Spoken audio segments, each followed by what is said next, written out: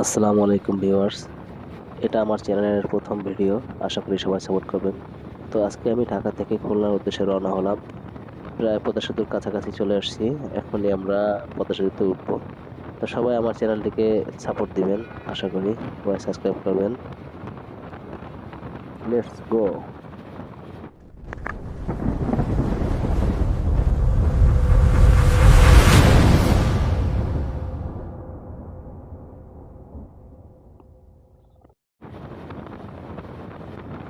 তো পদ্মা সেতুতে মূল সেতুতে ওঠা শুরু করলাম।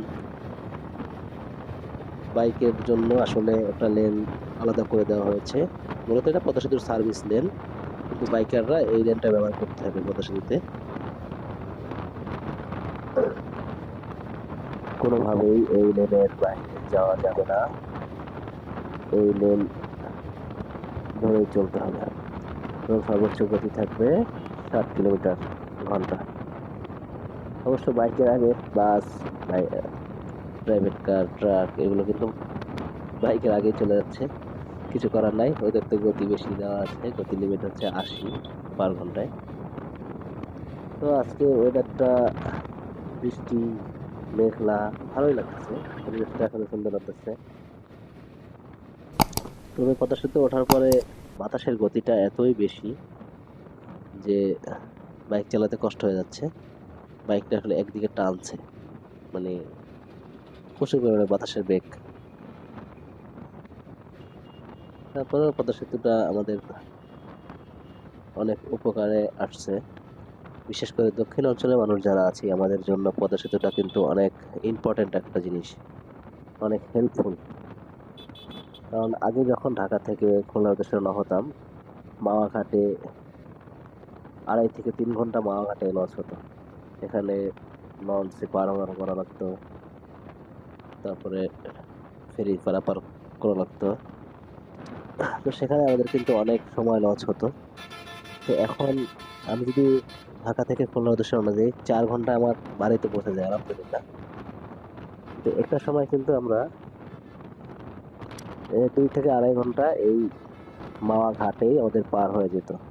ঈদের সময় তো আরো বেশি। তারপরে কষ্ট তো আছেই। তা আলহামদুলিল্লাহ, পদ্মা সেতু কিন্তু আমাদের জন্য একটা অনেক বড় একটা নির্মাণ, অনেক কার্যকর একটা নির্মাণ, এটা মানতে হবে। পদ্মা সেতু দক্ষিণাঞ্চলের মানুষের জন্য অনেক ভূমিকা রাখছে, সেটা ভাষায় বলে প্রকাশ করা সম্ভব নয়। তো আপনারা যারা পদ্মা সেতুতে এখনো আসেননি, দেখেন, আশা করি ভালো লাগবে। আসলে পদ্মা সেতু দিয়ে রাইড করছি, এটাই অনেক অনেক ভালো লাগছে।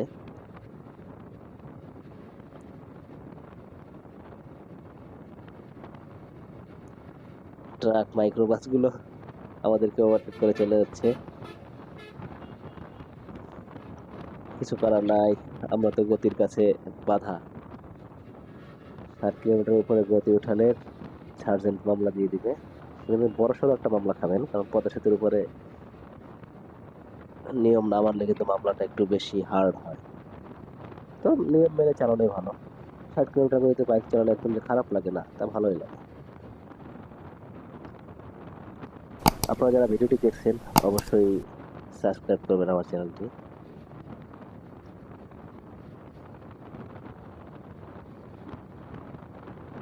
তো আজকে সারাদিনই এরকম বৃষ্টি বৃষ্টি ভাব। সকাল থেকেই বৃষ্টি বৃষ্টি ভাব, হালকা বৃষ্টি পড়তেছে।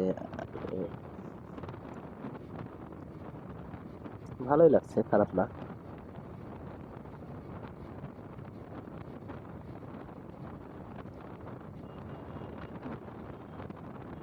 তবে পদ্মা সেতুতে যে পরিমাণে গাড়ি থাকার কথা, অত গাড়ি কিন্তু নেই। আলহামদুলিল্লাহ, জ্যাম জট অনেক কমে গেছে। পদ্মা সেতু কিন্তু একদম ফাঁকা, একবারে সুন্দর সুশীল ভাবে সব মানুষ সুন্দর চলে যাচ্ছে। তো যারা পদ্মা সেতুতে এখনো আসেননি, অবশ্যই আসবেন, দেখবেন, খুব ভালো লাগবে।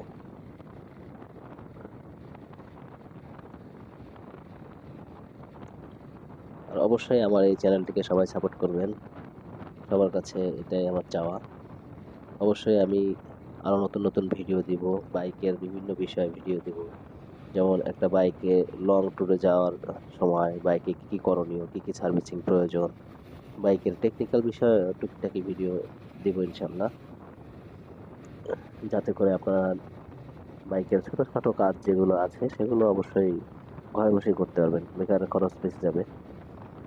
কারণ এখন যে অবস্থা, গ্যারেজে বাইক নিয়ে গেলেই 5-1,000 টাকার নিচে বিল হয় না, অথচ এমন একটা ছোট কাজ যেটা আপনি 1 নিমিষেই করে ফেলবেন, হয়তো 10 মিনিট সময় লাগবে।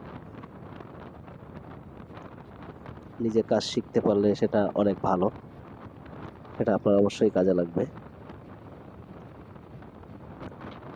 আর একটি বাইক চালাবেন, বাইকটাকে অবশ্যই যত্ন নিতে হবে, তার সঠিক মেনটেনেন্স করবেন সব সময়। একটি বাইকের সঠিক মেনটেনেন্স করলে বাইকটি অনেক স্মুথ চলবে এবং লং টাইম আপনি ব্যবহার করতে পারবেন।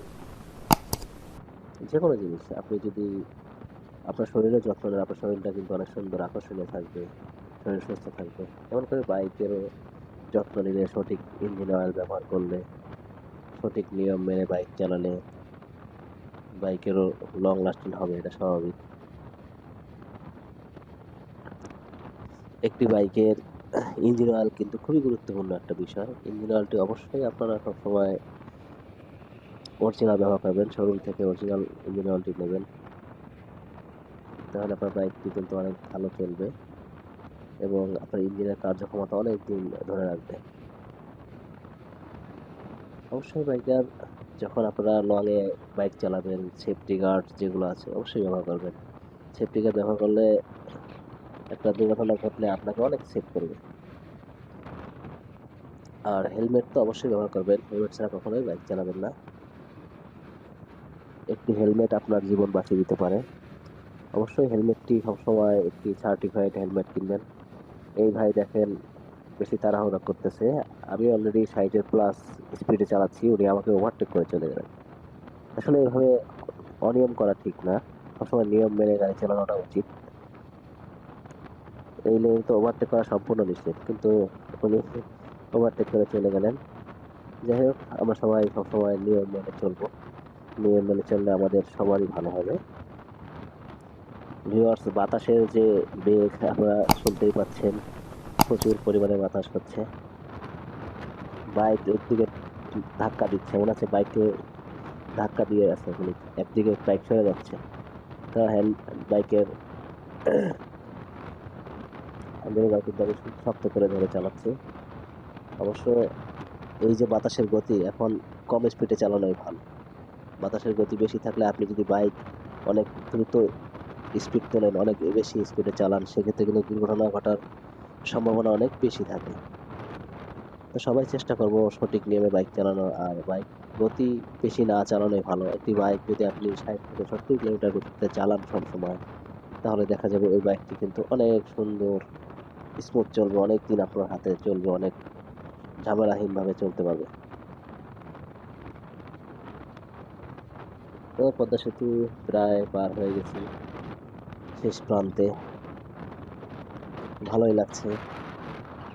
আসলে এখন আরো সুন্দর সুন্দর পরিবেশ সামনে, গাছপালা লাগিয়ে এই এক্সপ্রেসওয়ে গুলো এত সুন্দর করেছে, মানে ভালো লাগে, আসলে ভালো লাগে, বারবার মনে চায় এই রাস্তা দিয়ে রাইড করতে। তো ভিউয়ার্স, পদ্মা সেতু পার হয়ে গেলাম, এখন আমরা ভাঙা হয়ে ফরিদপুর হয়ে খুলনা যাব। আমি ওই পদ্মা সেতুর উপর থেকে ওই যে ফ্লাইওভার মতো দেখতে পাচ্ছেন, ওটা আসলে ট্রেনের লাইন, ট্রেনটা ওখান থেকে যাবে। হ্যাঁ, ট্রেন লাইনটা উপর থেকে নেওয়া হয়েছে, খুব ভালো হয়েছে। নিচ থেকে ট্রেন লাইনটা নিলে অবশ্যই এখানে যানজট অনেক বেড়ে যেত, এটা একটা ভুল সিদ্ধান্ত। তো এটা ট্রেন লাইনটা উপর থেকে নিচ্ছে, এটা কিন্তু অনেক ভালো একটা সিদ্ধান্ত, যেটা ভবিষ্যতে অনেক মানুষ উপকৃত হবে এই বিষয়টা। ভিউয়ার্স, এখন এক্সপ্রেসওয়েতে আসলাম, এখানে কিন্তু গতিসীমা 80 কিলোমিটার, কিন্তু অনেকে এই গতিসীমা মানেন না, অনেকে 100, 120, 150 কিলোমিটার গতিতে চালান। তবে গতিসীমা মেনে রাইড করাটা কিন্তু ভালো, নিজের জন্য ভালো, সবার জন্য ভালো। আপনি এত তাড়াহুড়া করে কোথায় যাবেন? আপনি অনেক 120-30 স্পিডে চালাচ্ছেন, হঠাৎ দুর্ঘটনা ঘটে গেল, আপনার জীবনটা কতটুকু পিছিয়ে গেলেন। যদি আল্লাহ না করে বেঁচে থাকেন, মরে গেলে তো গেলেন, সমস্যা নাই। কিন্তু বেঁচে থাকলে আপনি যদি পঙ্গু হয়ে বেঁচে থাকেন, কেউ আপনাকে দেখতে পারবে না, সবার মাথার বোঝা হয়ে থাকতে হবে আপনাকে, তখন কিন্তু আরো বেশি খারাপ লাগবে। তো সবসময় উচিত সেফটি মেনে রাইড করা, যে রোডে যে রকম গতি পারমিট আছে সেই গতি মেনে চলা, তাহলে দুর্ঘটনা অনেক কম হবে ইনশাআল্লাহ। তবে এই যে রোড, এখানে সবারই মনে চায় অনেক দ্রুত টানি, কিন্তু আসলে নিজেকে কন্ট্রোল করে সুন্দর সুশীল ভাবে একটা রাইড দিবেন, সুন্দরভাবে বাসায় পৌঁছাবেন, সবার সাথে আনন্দে সময় কাটাবেন। ভিউয়ার্স, আশেপাশের গাছগুলো কিন্তু অনেক সুন্দর আছে, রাস্তাটা এত সুন্দর লাগছে মানে। তো ভিউয়ার্স, সবাই সাবস্ক্রাইব করবেন আশা করি। আল্লাহ হাফেজ, ভিডিও এখানে